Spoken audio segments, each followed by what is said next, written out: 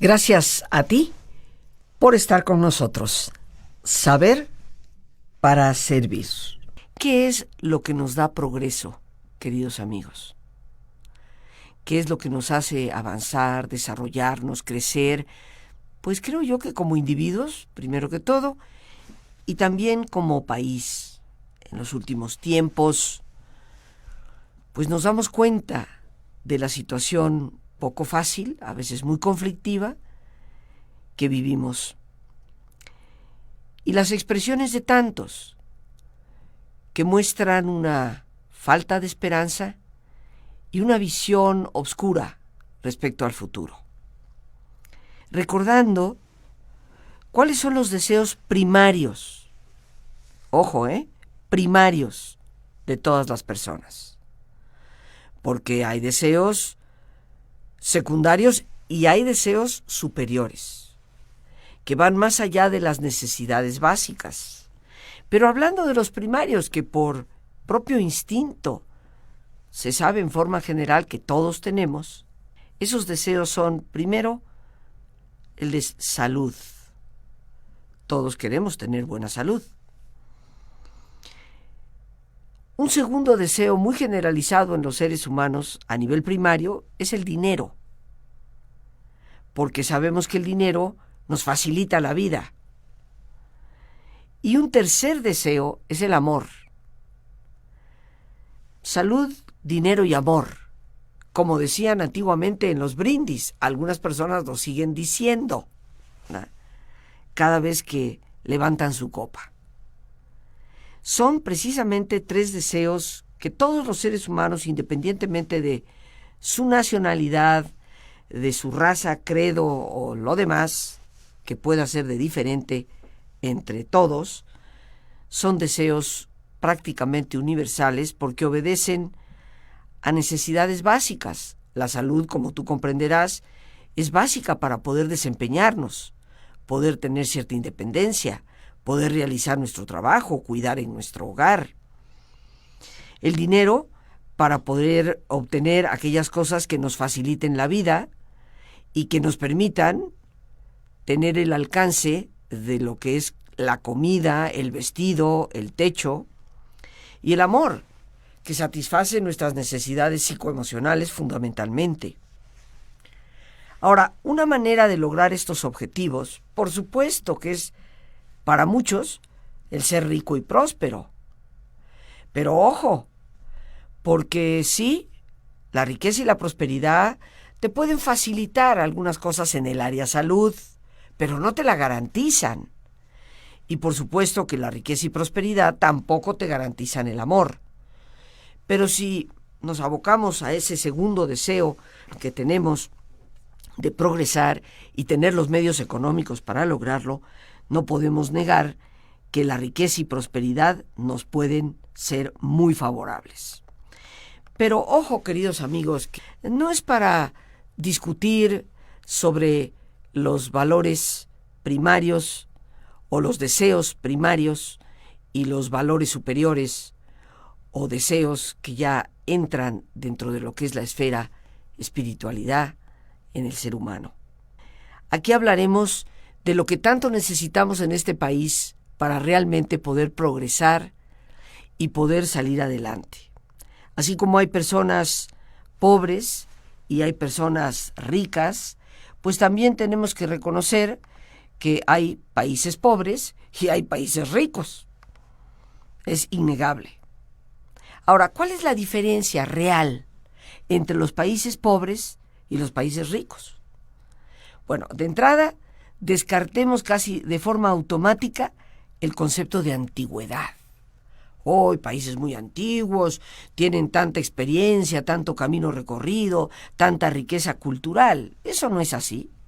Y esto se demuestra poniendo como ejemplo a países como la India, como Egipto, que tienen, pues definitivamente más de 3,000 años mínimo de antigüedad. Y me refiero a 3,000 años de civilización. 3,000 años de cultura sumamente evolucionada. Y sin embargo, son países sumamente pobres. Por el contrario, si quisiéramos hacer una especie de comparación, hay países hoy en día como Australia, como Nueva Zelanda, que hasta hace poco más de 150 años, eran países prácticamente desconocidos. Y hoy son países muy desarrollados y son países también bastante ricos. ¿Esto qué nos dice, queridos amigos? ¿Qué diferencia hay entre los países ricos y los pobres? Bueno, pues tampoco están los recursos naturales de los que se dispone. Porque algunos pensaríamos, bueno, el que tiene oro, plata, maderas, abundante agua, pues ese como quien dice ya la hizo. Pero resulta que tampoco. Y uno de los brillantes ejemplos de esto ha sido precisamente el Japón, que tiene un territorio pequeñísimo y adicionalmente montañoso. Es un territorio que no sirve mucho para la agricultura ni para la ganadería. Y sin embargo, Japón siempre ha estado entre el segundo y tercer lugar como potencia mundial. Un territorio que yo creo escasamente sería el estado de Puebla con Tlaxcala, si no es que tal vez un poquito más o un poquito menos. Pero esto lo que nos demuestra es que el tamaño del territorio y sobre todo los recursos naturales no son los que van a hacer la diferencia entre un país rico y un país pobre. El territorio de Japón es como una gran fábrica flotante que importa materia prima de todo el mundo, la procesa y el producto resultante es exportado también a todo el mundo, haciéndoles acumular riqueza. Nos damos cuenta que el producto procesado pues trae mucho dinero. Ya desde aquí podemos ver una enorme diferencia con nuestro país. Nosotros, el petróleo es nuestro, nosotros lo exploramos, nosotros lo extraemos, pero resulta que la gasolina refinada nosotros la importamos. Y pagamos un dineral por ello, cosa que nos deja en muy mal sitio, definitivamente, en cuanto a la economía. ¿Qué es lo que tenemos aquí, queridos amigos? Ejemplos de que no es la antigüedad, no es el tamaño, no son los recursos naturales los que le dan riqueza ciertamente a un país. Pero ahí te va otra. Tampoco es la inteligencia de las personas la que hace la diferencia.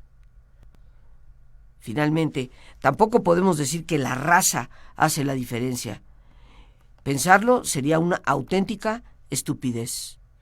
En los países centroeuropeos o nórdicos, podemos ver cómo los llamados ociosos, latinos o africanos, demuestran ser la fuerza productiva de esos países. Sabemos que la raza no tiene absolutamente nada que ver. ¿Qué es lo que hace la diferencia entre los países ricos y los países pobres? Pues, queridos amigos, nos puede sorprender. Lo que hace la diferencia es la actitud. La actitud de las personas es lo que marca esa abismal diferencia entre los países ricos y los países pobres.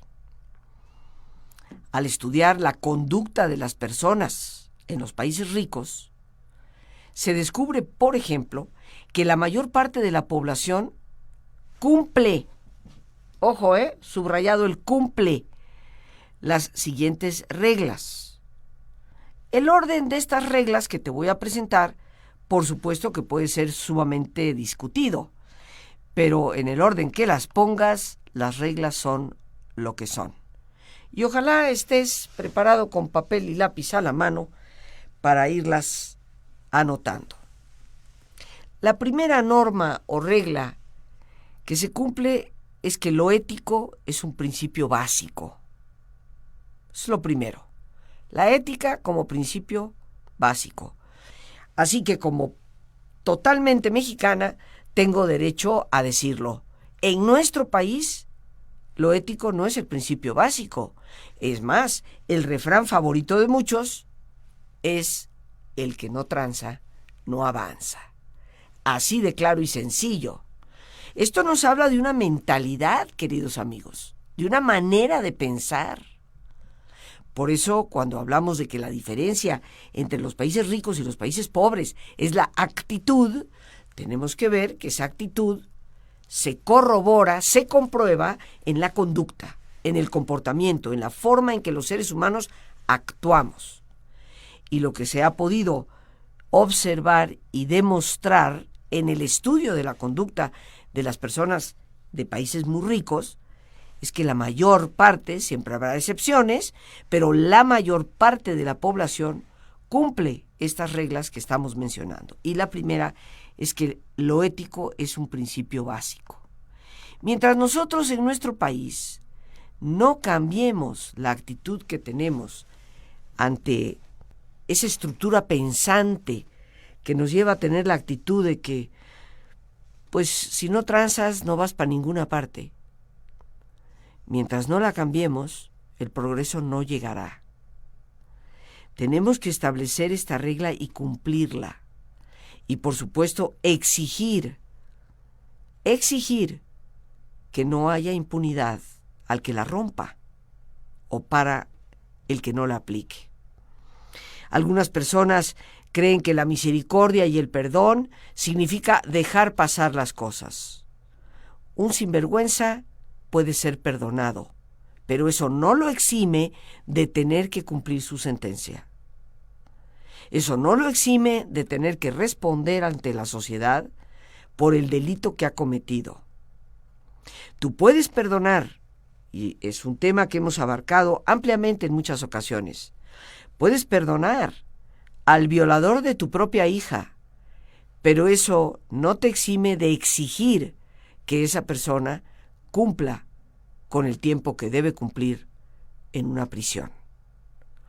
Porque cada ser humano tiene que aprender a ser responsable por lo que hace. Mientras no nos metamos en la cabeza esa importantísima lección de responsabilidad, entonces estaremos confundiendo la misericordia con un me vale, un me da lo mismo, un bueno, total que tanto es tantito, que refleja en gran parte, y no lo podemos negar, la mentalidad que tristemente muchas personas tienen en este país. Rara vez me dejo yo de incluir cuando hablo, pero en esto no me incluyo. He padecido consecuencias por procurar aplicar la ética como principio básico y estaré dispuesta a seguir pagando consecuencias por ello, pero considero que eso es lo único que nos puede generar autoridad moral, es lo único que nos puede ayudar realmente a alcanzar el progreso. Así que la primera regla que constituye la conducta de las personas que ciertamente viven en los países ricos es de que lo ético es un principio totalmente básico. Si no lo aplicamos en nuestro diario vivir, estamos condenados al fracaso. Y como dije, tal vez el orden de estas normas puede ser discutida. Desde mi perspectiva, el primer principio del verdadero progreso es la ética, y mientras no sepamos respetarla, el caos es nuestro destino, caos como en el que tristemente hoy vivimos. Así que empecemos, queridos amigos, por poner los pies en la tierra y darnos cuenta que si nosotros los mexicanos queremos un país de progreso y de riqueza, la ética debe ser nuestra bandera prioritaria que lleve a cabo el orden de nuestras actitudes y, por supuesto, por lo tanto, de nuestra conducta. La diferencia, por lo tanto, está en la conducta. Y la primera regla de nuestra conducta es que la ética va por delante. Pero sigamos con el segundo punto. La segunda norma es el orden y la limpieza. ¿Te suena familiar? ¿O todavía vemos a Juanito Camaney que avienta la bolsita de papas por la ventana del coche y le vale lo que eso significa para la limpieza de la ciudad? Al fin y al cabo, pago impuestos, pues que alguien lo limpie. Pero resulta que cuando llegan las lluvias, pues no hay sistema de drenaje que aguante esa cantidad de basura. Y te puse el ejemplo de la bolsita de papas para ser moderada, porque te podría decir de los botellones de refrescos vacíos, de los pañales tirados desde la ventana de un autobús, etcétera, etcétera, etcétera. ¿Orden? ¿Cuál orden? ¿Conocemos esa palabra en nuestro país? Si cada quien maneja como quiere, por donde quiere, y si no te gusta, a ver qué haces. Hay que ser honestos, queridos amigos. Mientras no tengamos la capacidad de vernos frente al espejo y decir, es que así somos, pues ¿para dónde nos hacemos? Ahora, la gente dice, ¿cómo tú, Rosita? Siendo siempre tan positiva y optimista, de repente nos hablas en este tono. Pero es que recordemos que aceptar no es resignarse. Aceptar es poner los dos pies sobre la tierra y reconocer una realidad para a partir de ese reconocimiento poder modificarla. Mientras yo no reconozca que soy desordenada y poco limpia, ¿para cuándo lo voy a cambiar? El primer paso, como en los alcohólicos, es reconocer lo que hago, lo que soy. Esta segunda norma, pues no es nada más lo que implica el orden de mi casa. Tengo mi escritorio ordenadito, tengo mi closet ordenadito. No, es el orden de respetar una cola, tan sencillo como eso. Si hay 10, 15 o 200 personas antes que yo, el orden implica no tratar de colarme. Ah, ¿cómo hay de colados en este país? No me incluyo, ¿eh? Y mira que siempre me incluyo en todo. Pero hay ciertas cosas en las que nunca me voy a incluir. Y lo peor de todo es que ese colado o colada, nadie le dice nada. Nada más lo miran y, ¿pero qué se está colando? No, levanta la voz, dile, oiga, ¿qué le pasa? Hay una cola, hay una fila, haga cola. Sí, te puede resultar alguien grosero, estoy consciente, pero como a las palabras necias oídos sordos, ¿qué importa lo que te diga? Lo importante es que lo has puesto en evidencia. Y toda persona sabe que eso no es correcto. Respetar el orden es importante. El orden en todos los sentidos. Como vemos, no es nada más tener nuestro closecito personal ordenado. La limpieza. Y aquí, pues, perdónenme, mis queridos amigos, los burócratas. Qué vergüenza las oficinas de gobierno. Las inauguran hoy y para pasado mañana ya están cochinas. Ya el escritorio está medio descascarado, el vidrio roto, la pared inmunda. ¿Qué te puedo decir? Tú lo has padecido igual que yo. La gente dice, bueno, es que se usa, mucha gente entra. Sí, pero si nosotros cuidáramos nuestro propio espacio, si nosotros procuráramos que lo nuestro siempre estuviera limpio, de escritorio en escritorio, de pedazo de pared que te toca detrás del escritorio al pedazo que le toca al otro, se mantendrían limpios. Entonces ubiquémonos en la realidad. Desafortunadamente, no somos tan limpios como deberíamos de ser. Y reitero, no solamente va esto hablando en el orden de lo personal, sino en el orden de lo social, de lo general. Una limpieza que implica no tirar basura en la calle. Una limpieza que implica cuidar de tu propia banqueta. Una limpieza que implica tener cierto nivel de dignidad para que la fachada de tu casa no esté hecha una porquería. Y alguien dirá, pero es que no hay dinero. Pero es que hay cantidad de países que sin ser ricos procuran, aunque sea encalar, aventar cubetadas de cal sobre la pared y la dejan blanquita, aunque no lleve mayor pintura, pues está encalada.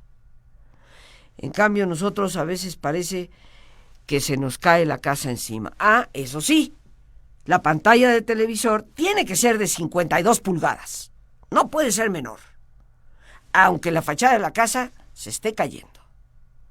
Entonces, con ejemplos como estos, vemos que nos falta para cumplir con este segundo requisito de conducta, que identifica a los países ricos y que nos deja a nosotros los pobres, pues con una fuerte tarea por realizar. El principio que se ha observado como conducta en los países ricos es la integridad.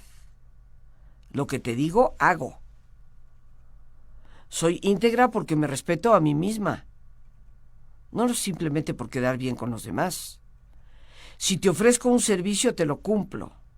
En otras palabras, queridos amigos, no te vendo fresas de Irapuato en una canastita donde, caramba, la parte de arriba son fresas extraordinarias, jugosas, buenísimas. Ah, pero si ya les escarbas a la tercero o cuarto nivel para abajo, no, ya están medio pasadas, magulladas, medio podridas o de plano para tirarse. Esta es una realidad. Si no me lo crees, ándale, vete a la carretera.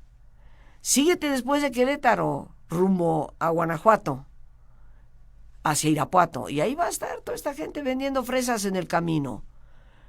Y vas a poder constatar lo que te estoy diciendo. Pero bueno, los mexicanos sabemos que no hay que irse a esas carreteras. No hay que pasar por Salamanca, donde nos hiere el recuerdo, ¿no? Dice la canción de José Alfredo Jiménez, para darnos cuenta que efectivamente las cosas así son. ¿Qué tanto es tantito? ¿Pagas una cantidad porque alguien te repare algo en tu casa, por hacer una cortina que te está costando parte de tu ahorro y te lo deja con unas puntadas que parece que el que suturó la cortina, más que coserla, era algún caníbal africano? Y cuando tú le dices, óigame, por lo que me está cobrando, ay, ¿cómo se fija, señora? Pues eso no es nada. ¿Has recibido ese tipo de respuestas? ¿Te suenan familiares? Eso es falta de integridad, queridos amigos. Ser íntegro quiere decir que cumples con lo que has ofrecido, que haces de verdad un esfuerzo porque tu conducta sea coherente con lo que dices o predicas creer. Si esto no es así, pues la integridad está en bajo cero. ¿Eres de las personas que en este país sale a la calle y sientes que puedes confiar en cualquier otro? Yo no te voy a dar la respuesta. Hazte la pregunta tú. Pero si tu respuesta es no, Rosita, ¿cómo? Voy a estar confiando en todo el mundo. Eso lo que denota es que no tenemos tanta integridad. Nos hace falta. ¿Confías en que la palabra de una persona es tan buena o mejor que la firma en un papel? Porque si la respuesta es no, quiere decir que no confiamos mucho de la integridad. ¿Y por qué no confiamos? Porque no la tenemos. Así de sencillo. Me dirás, pero Rosita, ¿quieres que vaya de ingenuo por la vida para que me estafen? ¿Abusen de mí? No, te pido que vayas tú por la vida como persona íntegra. La gente se dará cuenta que en ti sí se puede confiar. Y la confianza es indispensable para que un país pueda progresar. Pero el tiempo se nos ha terminado. Por hoy las gracias a Dios por este espacio que nos permite compartir. A ti, el más importante de todos, una vez más, gracias, muchas gracias por tu paciencia al escucharme y por ayudarme siempre a crecer contigo. Que Dios te bendiga.